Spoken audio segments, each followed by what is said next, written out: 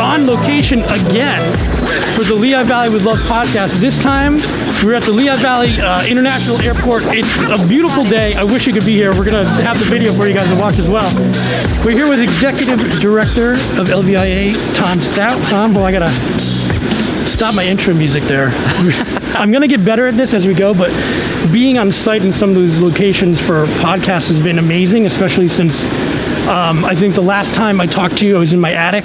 So it's nice to see you. Little different situation here. We're actually sitting across from each other in the terminal. What's interesting to me, I've been here for, setting up here for a little while. There's people here. I mean, everybody's social distancing, wearing masks, but there's people here. There's travelers again. We're seeing it for sure, right? And parking lot looks way different than it did 12 months ago, and about 1,000 cars sitting out there today, and passengers in the terminal. You can hear the bag belt running on occasion here. People are flying. And let's go over some actual figures. I was doing some research before I came here. I don't know how long you guys expected it to take for that traffic to go from pre-COVID, let's say March, February of last year, before COVID really hit, to get back to those numbers. And you can explain this a little more, but the numbers I saw are you guys are already back. Yeah, which is so this is absolutely one of the things that we knew as an airport that has sort of our demographic, our size, really no international service from here. We're seeing airports around the country with the international service still lagging, still some international travel restrictions and other things in place. Domestically, when we're talking about leisure travel, certainly people are flying. And to your point exactly, George, we've got people moving through the facility. I mean, we just came through March, which was our first positive comparator. When we looked at March, we were up, we've been consistently about 25,000 passengers a month during the pandemic. That's really what we saw as a throughput. By the time we got to March, around 45,000. And, now that we're just finishing up the April numbers, you're looking at around 55,000 in that month, which to your point brings us back to where we were in 2017, so just a few years ago. Is that number, that 55,000, I'm sure it changes, but is that the number where you're like, hey, we'd like to hit that monthly, or are you close? Absolutely, we're close now, because again, 2017 was an important year. Really, a couple of years of positive growth that we saw going into that year, and really starting to bring numbers back. It may take a little time to get us back to where we were pre-pandemic. We understand that that's really something that's going to take a little bit more time, but just the fact that we're back to the levels we are in just a couple of short months here, vaccinations and everything else in play, people are traveling. I mean, I'm sure it's hard to pinpoint any one thing that's making this happen, but just like personally, I'm going to buy tickets from here to go to Louisville, because I purchased tickets for a concert in September. So do you see people are, at least for me, myself personally, I'm starting to plan to do this again and to travel again. Exactly, and that's what we've seen. So we started to see our call centers started to get more and more calls from travelers, prospective travelers, looking to understand what flight options were available, what different restrictions might be in place. When we started seeing that in February and even in January, we knew that travel was coming back. And as people obviously were getting the vaccinations, that started with some of the emergency authorizations of vaccine approvals. Back in December, we saw that rolling online. People were taking advantage and getting those, and certainly then making their travel arrangements accordingly. So absolutely, people are doing it, and vaccinations clearly one of the things that's certainly helped people feel comfortable about getting back on board. Obviously, TSA still has some requirements in place for travel, but which they should, I think. Right? I mean, it still is a close environment. One of the things they spent a lot of time studying, and Harvard looked at this as well, is really the environment on the aircraft and how safe it was. We saw very low incidence rates of flight crews getting COVID-19. And it's really based on the environment and how air is purified and cleansed and exchanged so often on an aircraft. Fresh air every 2 to 3 minutes on board. So it really is something that has protected the flight crews, it's protected the passengers, and the study confirmed all that. So I think people are educated, they understand traveling is safe, wearing the mask. Certainly you're still sitting close to potentially somebody not from your household, but hey, look, a lot of people, I think we're, in the state here, we're at about 40% fully vaccinated now. So, right, so people are vaccinated, people traveling with you, your family. So I think people have gotten over that hump and are ready to go. Yeah, it's funny. Like I think I might wear a mask. I don't know, but I think I might be wearing a mask or at least always have one on me. Sure. Like I think that it's important too that people who these masks have made them feel safe. I think that's a good thing because it's going to probably keep down any sort of other infections too down the line, like flu and all that. We sure did see that this past year, but absolutely. And look, everybody has their own personal situation. Some people are not interested in getting a vaccine. Other people cannot for medical reasons. So, there's still some protections in place for people, but getting vaccinated, those who can, really goes a long way in getting us back to normal, obviously, and certainly protecting people around us and those that can't get a vaccine.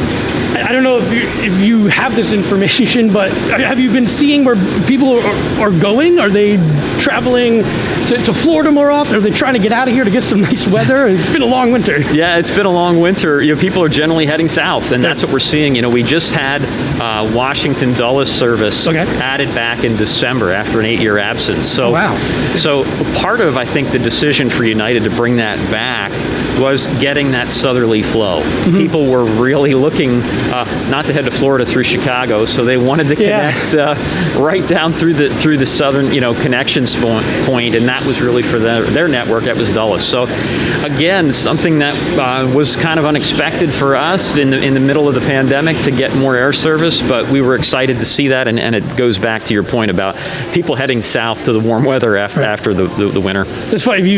That whole time we had the baggage thing going, but I can still hear everything. But it's good though to have that background noise. So if anybody is wondering what's going on, there are people around us. We're in the terminal now. So yeah, if you hear some of that, it's life going on in the airport. Absolutely. What was I going to say? Oh, I think to me, this is my personal thing, and I've talked to some friends about it. I wonder if it's a phenomenon because I wasn't able to travel and because I was limited, and it's like maybe I could have, but it wasn't the best decision for my family at the time.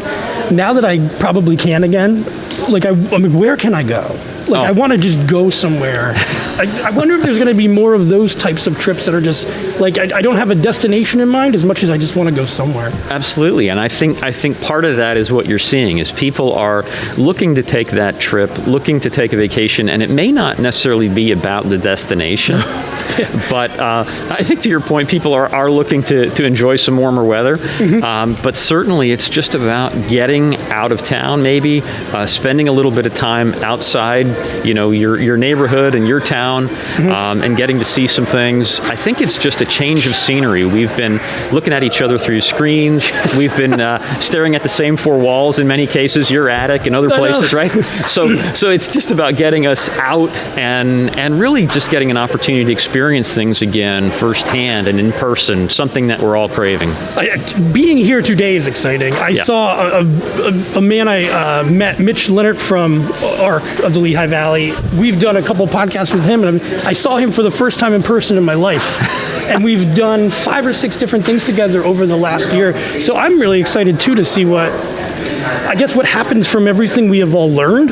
Well, being from your perspective, you've had to learn so much over the last year about what to do. I'm just curious how that all helps us out after the fact. Going forward, absolutely. I mean, some of the things that we had to figure out were, how we're dealing with a remote workforce. I mean, like every company, there's a component, as you look around the airport, a lot of the frontline workers here, incredible people, couldn't do their job from home. So we're here, and so we had to really figure out ways to protect everyone.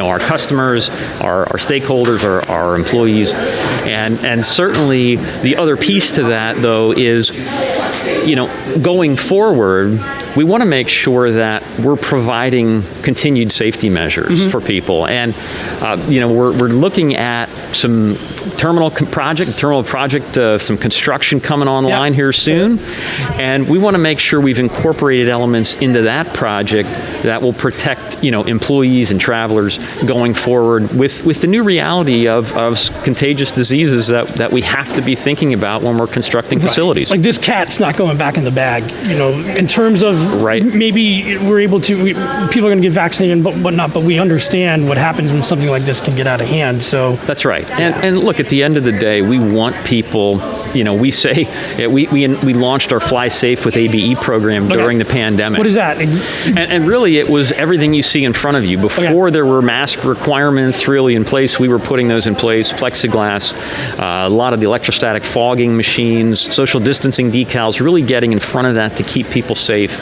And in the early days, hey, it was, remember, wash your hands, don't worry about a mask, and a lot of touch points, a lot of touch surfaces, and using some different nanoseptic materials to protect those surfaces. So, all of that information evolved over time, and we learned kind of what was most important. But we don't know what the next one looks like, how that one spreads, and so whether it's the flu, to your point, or some other contagion, we just want to make sure we're doing everything we can to help keep people safe with this type of a program going forward in our facility. And I can definitely say this and be honest about it. I would much rather fly from here than Newark, if possible, just due to some of that. And again, everybody is different, and everyone has their own preferences.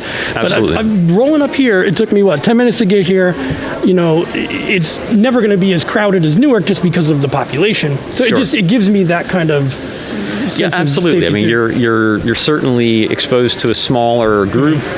Typically, the aircraft might even be a little bit smaller. Sure. So just overall, your potential exposures to those things, I think we did see a little bit more activity than some of the larger facilities during the pandemic. For that point, just in and of itself. And the international travel too. Absolutely. You touched on the new project. So for anyone who's familiar, who's ever flown here, when you go in through TSA and that, you go underground. You do. Right? You go underground. You might not even notice it, but then you pop back up and you get to the concourse through the escalator or stairs. What's going to change about that? So for a couple of years, you won't really see a lot happening because the project is going to be going on above ground. Right.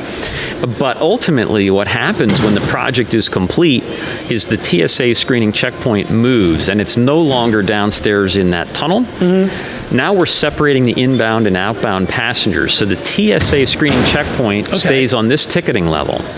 Just around the corner, you'll have access to 4 lanes of screening instead of the 2 we have today, and 1 vertical elevation up into a above grade connector right into the concourse. So shortening the walking distance, taking it down 2/3 from what it is today.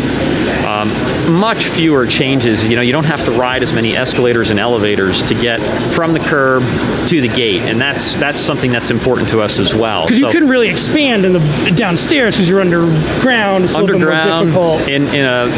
in a very sort of permanent concrete tunnel, if you will. I don't know how much messing around you want to do. Well, and that's part of the challenge. So when we looked at really expanding, it was so challenging to do that, given some of the utility connections underground between the buildings. It really became difficult to do something there. And ultimately, what we wanted to do, regardless as if that was still an option, is really separate inbound and outbound passengers. So when you're returning back to ABE, you're still going to be coming back through that underground tunnel with a one-way flow. But that you won't be going onto the plane through that. Correct. Correct. So you'll head across right off the ticketing level, right off this level. So it's going to be like a bridge then. A connecting bridge. A connecting bridge. Absolutely. And then when you return back downstairs, one-way flow right back into baggage claim, right down at the parking level. And what that comes, that's grant funding, correct? So absolutely. We've been working hard to secure some grant funds for that project. Already about $7 million or so from the state that we have in this,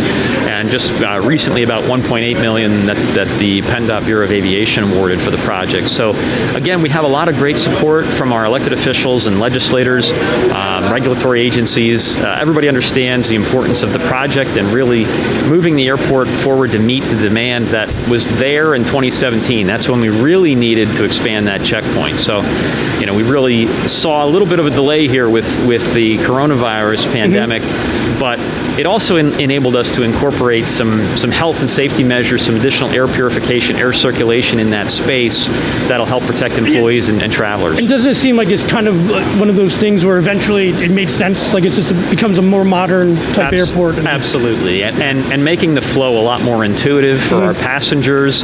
Again, as the facility was designed, we have to remember that in 1974, when they designed that tunnel, they didn't really have airport security. So when we're thinking about that tunnel, there was no real need to put equipment in there, and that came online very shortly after that period. But the point is, it was really never designed to do what it's doing today, and we've definitely got our money's worth out of that connector, but we need a new one. Well, I don't want to compare it to Route 22 because it's not even close, but that's the same thing. It's like they built it back in a time when they're like, we did not know that there would be this many people here. That's right. That's right. A little different today. So, hey, we're going to take a quick break. Sure. And I'm going to make sure I try to get this right. We're going to hear from our sponsors. We'll be right back with LVIA Executive Director Tom Stoudt.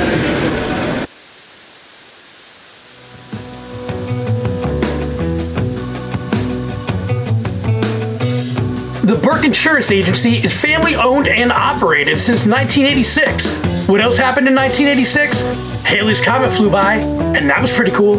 The Burke Insurance Agency is located at 3446 Freemansburg Avenue in Bethlehem Township, and they represent Erie, Grange, and Progressive Insurance Companies. Tom and Kathleen are some of the nicest people in the Lehigh Valley. For real. They actually get to know their customers and care for them as if they were part of their own family. It's how a small business is supposed to be. They are also community-minded and support many nonprofits, which they are very passionate about. Give them a call at 610-691-3743 or find them on Facebook. Everything, again, is in our show notes. Don't wait around like Halley's Comet. Call Burke Insurance today. Looking for a bigger home? Find Mike. Looking to downsize? Find Mike. Looking for a home in the Poconos? Find Mike. Looking for your very own bat cave? Find Mike. When looking to navigate the Lehigh Valley real estate market, the first move is to always find Mike Bernardin with Howard Schaefer and Associates of RE/MAX Real Estate. He can help you build the right game plan to achieve all your real estate goals. Whether it be a home with 10 bathrooms, a home with a large garage to park your Tesla or vintage Ford Pinto, or just something perfect for you and your family, finding Mike Bernardin is always the best way to go. So, what are you waiting for?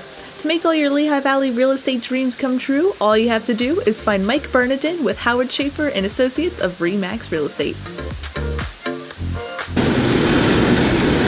All right, we are back. I'd like to say thank you to our sponsors again, Burke Insurance Agency, Michael Bernardin of Howard Schaefer and Associates Real Estate, and of course Venture X. We've been on site there a few times. If you want to learn more about all of these sponsors, please visit our show notes. And we're here with LVIA Executive Director Tom Stoudt.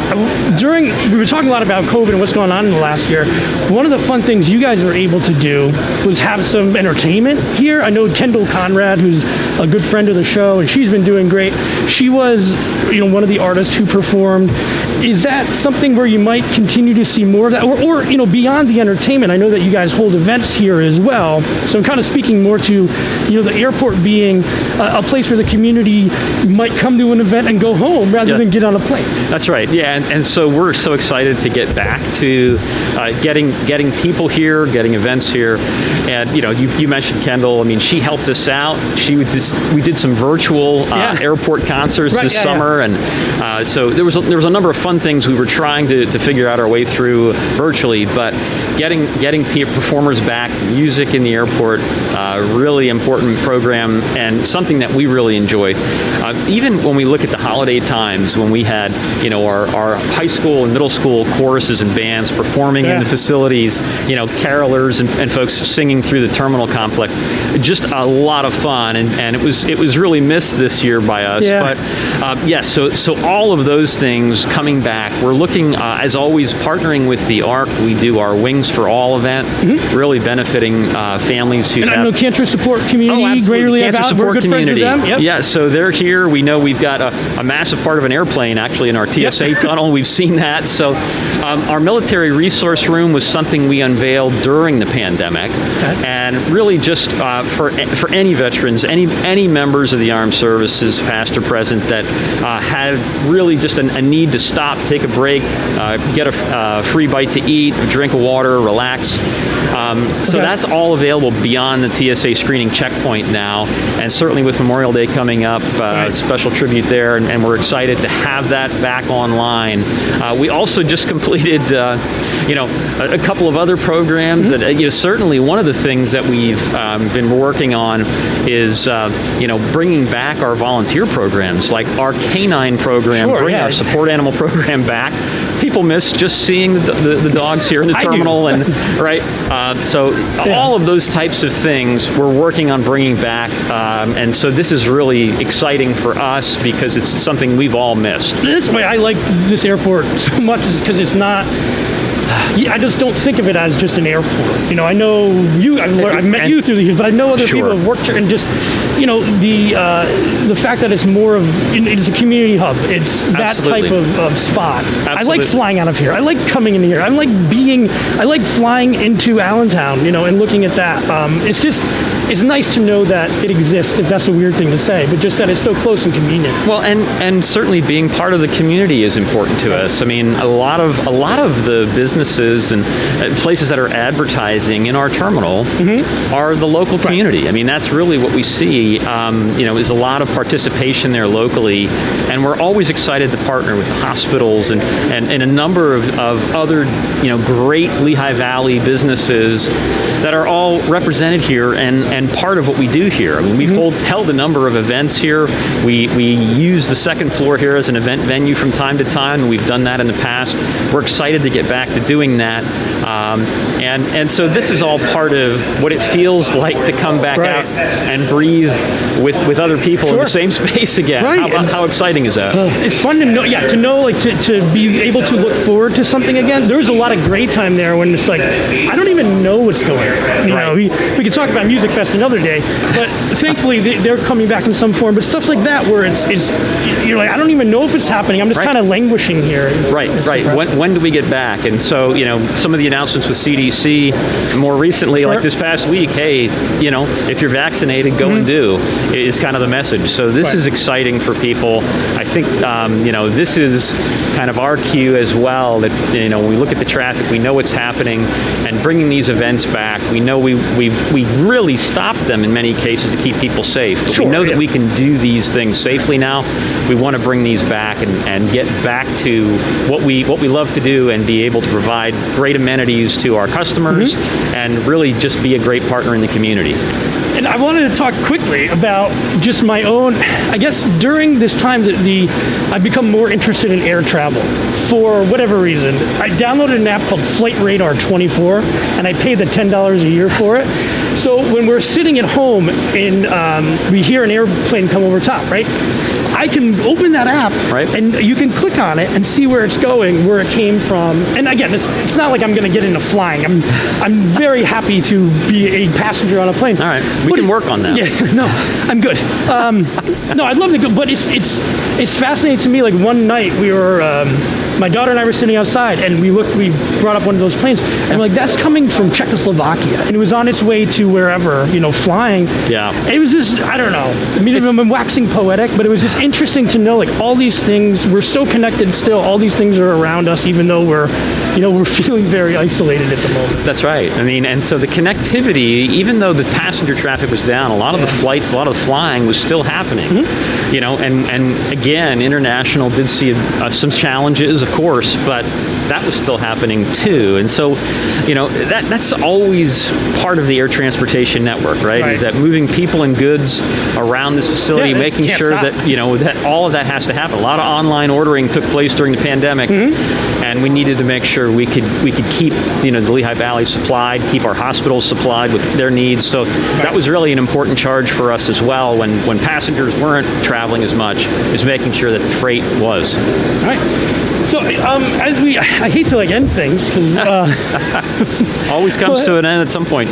Yeah, I'm just like, what are your hopes? I mean, you're obviously going to have some difficulties, growing pains. There are still some people who may be difficult and, probably understand that, but are you guys really motivated and energized now? I'm sure there were times during the last year like, wow, this is difficult, but now is there that, like, let's start picking up some energy time? Absolutely, yeah. The energy has shifted here, and I mean, you can just, we're looking around. Well, there is a video, but there's people. You feel like you're in an airport. Yes. I mean, I know that's obvious, but you know what I mean. But I can't tell you for how long we would walk through this facility during the pandemic and not feel that. Right. And so it feels like we've breathed life back into the facility. Or this is how it's supposed to be. Correct. Right. So yeah, this is our shot. Literally and this is our shot to get back, and people are getting back. And we are so excited to be able to get back to the things we love to do and help our community and bring back great connections and make sure we've got really great service. The best customer service you're going to find at an airport, we like to think. And so that's really what we're about. We want to make it even better with some of the projects we got coming online. We got electric vehicle charging stations out in the parking lot now. We're able to get a lot of great things done during the pandemic with that lull in activity. It's not a good thing, but you're like, hey, imagine trying to pave the parking lot today when you see all those cars. It's full. So we were able to get some things done strategically, and that was really important to us. And I think too, like coming out of this with skills that, hey, maybe we didn't want to learn them and it wasn't planned, but we did it and we know better now, and we can use that moving forward. Absolutely. So it's I think like a lot of businesses, they've learned a lot during this. There's certainly some things that we can carry forward to help our connectivity, our transparency, and provide mistakes, information. I'm sure too. Like, I've made a million. Plenty. So there's a lot of lessons to learn out of these types of events, and I think the staff's done an incredible job. First of all, navigating this whole situation, but I think it's really bringing us out stronger as a team. It's really bringing us out in a place where people are really, and I'm seeing it now, energized. Yeah. Finally, feeling like we now see the light at the end of the tunnel. We're back to those 2017 numbers. People are traveling, as we see. This is exactly the moment we've been waiting for. Again, this is just me talking, but even today, we're recording this on an incredibly beautiful May day. We're looking out from the ticket terminal here to people driving around. It feels good. It does. And I really appreciate, even when Colin and I were talking about, hey, do you want to come in and do this?